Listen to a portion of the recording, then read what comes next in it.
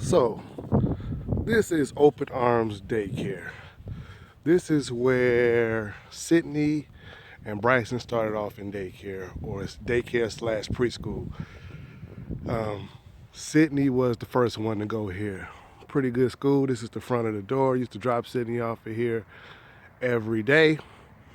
And this is supposed to be where she's supposed to learn and grow, right? Okay. Well, one day I dropped her off for school, and then I think, yeah, mom used to pick her up. So, mom comes home and texts me and tell me this story about Sydney. So I guess Sydney was in the classroom one day, and her teacher was named Mr. John, and Mr. John had a daughter. I can't remember the daughter's name, but I know that they went to class together. And so, again, Mr. John was the teacher.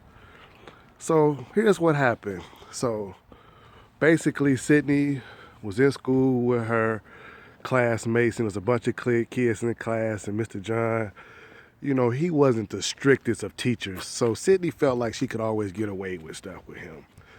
So one day, I guess Mr. John was telling all the kids to be quiet, sit down, and they're not going to be able to go outside. So Sydney staged a coup, meaning a revolt, with Mr. John's daughter.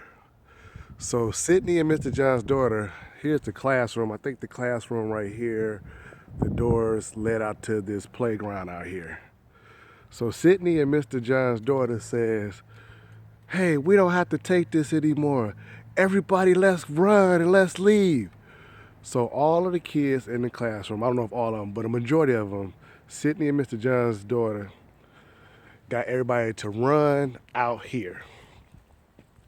So all of the kids run outside.